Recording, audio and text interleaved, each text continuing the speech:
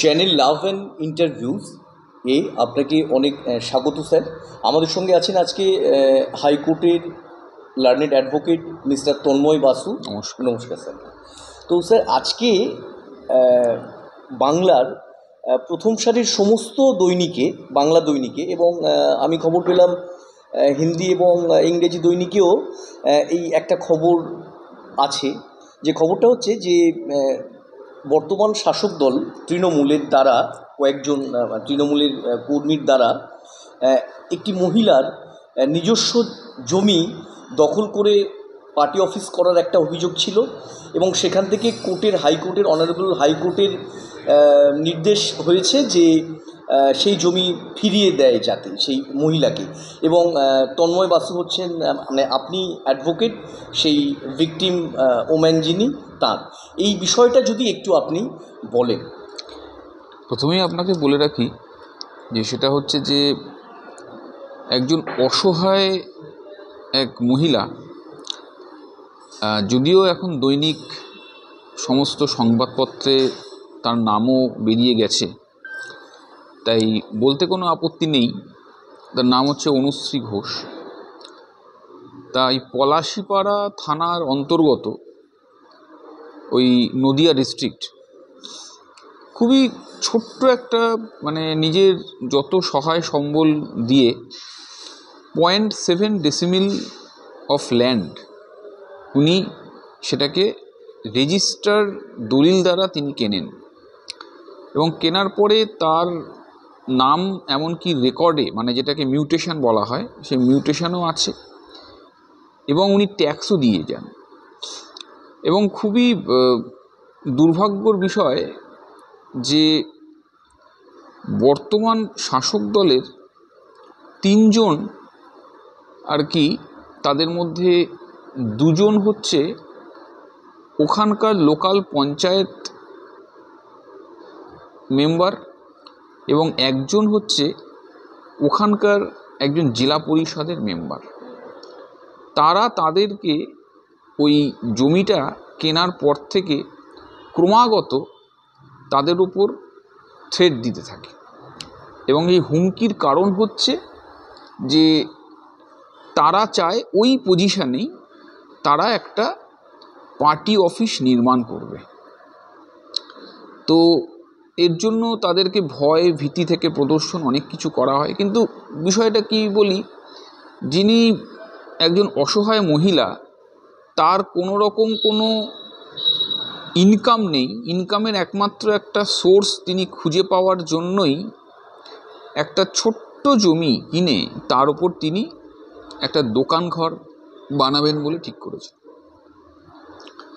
এবং বারবার বলা সত্ত্বেও যখন দেখা গেল যে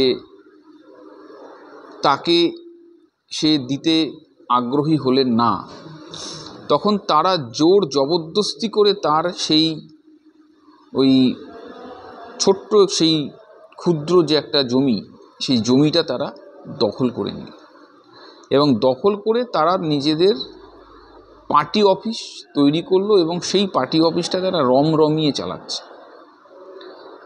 এমনকি এটা অভিযোগ তাদের মুখ থেকেই শোনা যে তারা বারংবার স্থানীয় প্রশাসন, মানে ওই পলাশিপাড়া পুলিশ স্টেশনের কাছে গেছিল তাদের বিচারের জন্য, কিন্তু তারা সেই পলাশিপাড়া পুলিশ স্টেশন থেকে তো কিছু করেইনি, বরং বলেছে যে স্থানীয় এমএলএর থেকে পারমিশন নিয়ে আসলেই তারা ব্যাপারটা সরজমিনে দেখবেন। এবং শুধু তাই নয়, যারা তার জমি দখল করে রয়েছেন তারা তার কাছ থেকে 20 লক্ষ টাকা ডিম্যান্ড করেন এবং বলেন যে সেই টাকা দিলে তাহলেই তারা তার জমি ছেড়ে দেবে। ইভেন এরকম অবস্থায় তারা সম্পূর্ণরূপে অসহায় অবস্থায় তারা আমার কাছে আসেন এবং তাদের ইনস্ট্রাকশান অনুযায়ী আমি মহামান্য কলকাতা হাইকোর্টের কাছে একটা রিট পিটিশন ফাইল করা হয়। সেই রিট পিটিশনটা কোর্টের কাছে যখন ওঠে, তখন বিচারক তাকে জিজ্ঞাসা করেন যে যারা এই দখল করে বসে রয়েছেন, যে আপনাদের কাছে কি কোনো রকম কোনো কাগজপত্র কিছু আছে? তারা পরিষ্কার বলে দেয় না। তখন বিচারক বলেন যে তাহলে আপনারা কি কারণে এখানে কিভাবে এলেন? তারা বলছে আমরা ফাঁকা জমি ছিল তাই চলে গেছি। বিচারক স্বভাবতই প্রচণ্ড পরিমাণে ক্রুদ্ধ হয়ে তাদেরকে ভর্ৎসনা করে বলেন যে কবের মধ্যে আপনি খালি করবেন বলুন, আদারওয়াইজ আমি আপনাদের কোনো কথা শুনব না। এবং স্টেটের তরফ থেকে যিনি আইনজীবী ছিলেন তিনি বলেন যে আমরা বিএলআরওর কাছে থেকে একটা রিপোর্ট চেয়ে পাঠিয়েছিলাম, সেটাও প্রায় 1 বছর আগে। বিএলআরও কোনো রিপোর্ট দেয়নি। কি রিপোর্ট না, ওই যে জায়গার কিছু ডিমার্কেশান দরকার, মানে কার অংশের পোর্শনটা বা লোকেশানটা কি সেই অনুযায়ী। যদিও এই ডিমার্কেশান পুরোপুরি সেই রেজিস্টার দলিলের মধ্যে সবই উল্লেখ আছে, তা সত্ত্বেও তো বিচারক তার স্টেটের যিনি অ্যাডভোকেট তাকেও তীব্র ভর্ৎসনা করেন এবং ভর্ৎসনা করে বলেন যে আগামী 3রা জুলাইয়ের মধ্যে এই যাবতীয় এই ডিমার্কেশান থেকে শুরু করে সমস্ত কিছু সম্পূর্ণ করে কাগজপত্র থেকে শুরু করে সমস্ত কিছু, যেহেতু মানে একদম যিনি মামলাকারী তার কাছেই রয়েছেন, তো তাকে ফিরিয়ে দিয়ে জমি যেন তার কাছে দ্রুত তার সাথে জমি ফিরিয়ে দেওয়ার ব্যবস্থা করতে। এই হচ্ছে অবস্থা। স্যার, আপনার কথাতে বারবার রাজনৈতিক দলের লোকজন পেলাম, কিন্তু এটা কি বলা যায় কোন রাজনৈতিক দল? দেখুন, এটা তো হচ্ছে রুলিং পার্টি, মানে তো এখানে একমাত্র তৃণমূল কংগ্রেসই রয়েছে। তো সুতরাং সেখানে আর নতুন করে রাজনৈতিক দলের তো পরিচয়ের না দেওয়ার কোনো ব্যাপার থাকে না। আর বিষয়টা হচ্ছে আজকালকার দিনের একটা ব্যাপার কি জানেন তো, সেটা হচ্ছে কোনো রুলিং পার্টি যদি দেখেন যে তারা নির্বাচনে জয়লাভ করে, তাহলে ওই নির্বাচনে জয়লাভ করাটা নাকি তাদের একটা লাইসেন্স হয়ে যায় যে কোনো অনৈতিক কাজ করার।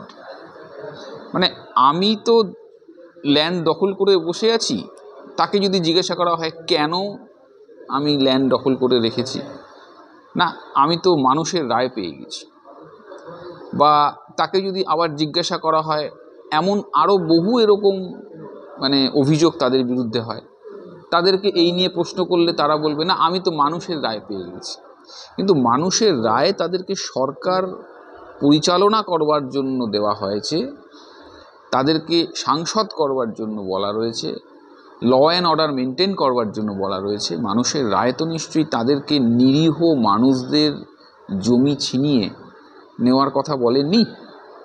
তো সেই জন্য আমি মনে করি যে আমাদের মাননীয় হাইকোর্ট খুবই স্ট্রং একটা অ্যাকশান নিয়েছেন এবং এতে প্রত্যেকটা নিরীহ এবং প্রতারিত যারা মানুষ রয়েছেন তারা একমাত্র যদি কোনো সুবিচারের কোনো ঠিকানা পায়, সেটা এই মুহূর্তে কলকাতা হাইকোর্ট।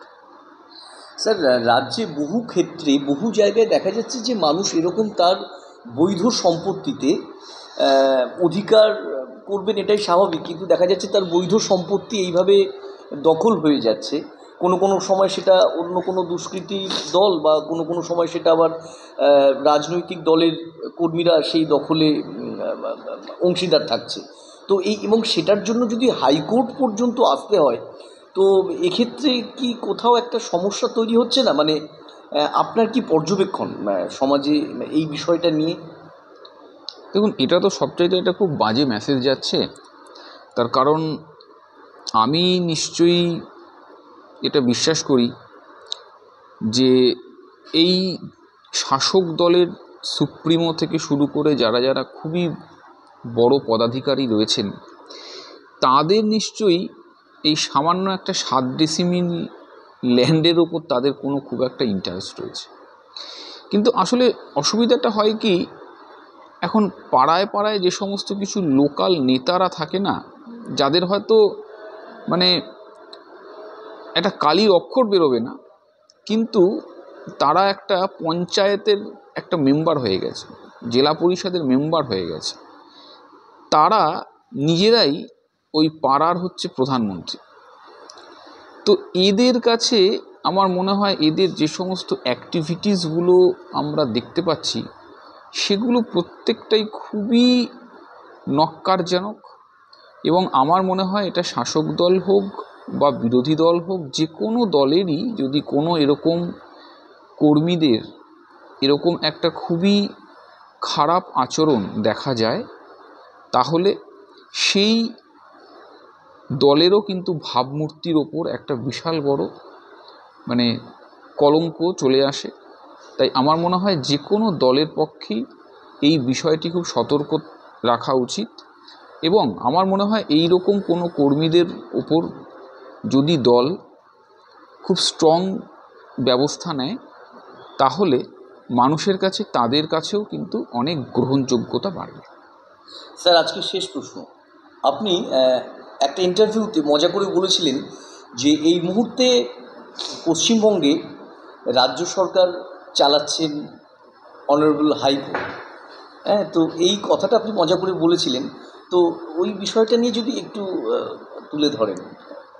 দেখুন, প্রশাসনের যে ডিউটি, আজকে যে এই অসহায় নিরীহ মহিলা, তিনি তো কলকাতা হাইকোর্টে প্রথমেই আসেননি, তার আগে তিনি পলাশিপাড়া পুলিশ স্টেশনে গিয়েছিলেন। তা সেই পলাশিপাড়া পুলিশ স্টেশনে যাওয়ার পর কবে গেছিলেন, সেটাও প্রায় 1 বছরের ওপর হয়ে গেছে। তা প্রশাসনের যদি ডিউটি পুলিশ প্রশাসন করতে পারতেন, তাহলে তো অনেক আগেই তারা করতে পারতেন, তো তারা তো সেটা করেননি। তো তার জন্যই তো তারা হাইকোর্টে এসেছেন। হাইকোর্টের এখন ডিরেকশান দেওয়ার পর তারা তাদের সেই দায়িত্ব তাকে জোর করে করানো হচ্ছে। তো এটা তো আমার শুধুমাত্র কথা বা মজার কথা নয়, এটা সম্পূর্ণরূপে একটা আইনগতভাবে প্রত্যেকটা কেস, প্রত্যেকটা অর্ডারের মধ্যে প্রতিফলিত হচ্ছে। আপনি যদি একটা কেসে কলকাতা হাইকোর্টে বিভিন্ন ধরনের কেস হয়, তার মধ্যে এক ধরনের কেস হচ্ছে পুলিশি নিষ্ক্রিয়তার কেস, অর্থাৎ পুলিশি ইনঅ্যাকশান যেটাকে বলা হয়। আপনি যদি একবার দেখেন এই শুধুমাত্র 2024 সালে কতগুলো কেস শুধুমাত্র ফাইল হয়েছে, তো তার থেকেই আপনারা খুব শিউরে উঠবেন, চমকে উঠবেন যে এই ধরনের একটা কত ধরনের কেস শুধুমাত্র পুলিশি নিষ্ক্রিয়তার জন্য একটি আলাদা বেঞ্চ গঠন করা হয়েছে, যেটা এর আগে কিন্তু কলকাতা হাইকোর্টের কাছে ছিল না। 2-3টে ধরনের কেস একজনই বিচারপতি শুনতেন, কিন্তু এত এই পুলিশি নিষ্ক্রিয়তার কেসের সংখ্যা এত বেড়ে গেছে, এর থেকেই তো প্রমাণ যে প্রশাসন আদৌ কী কাজ করছে। তাই কলকাতা হাইকোর্ট তাদেরকে স্মরণ করিয়ে দিচ্ছেন যে কোন তাদের এই যে প্রশাসন অ্যাডমিনিস্ট্রেশনের যে দায়িত্ব যেন তারা সঠিকভাবে পালন করে। অসংখ্য ধন্যবাদ স্যার আপনাকে।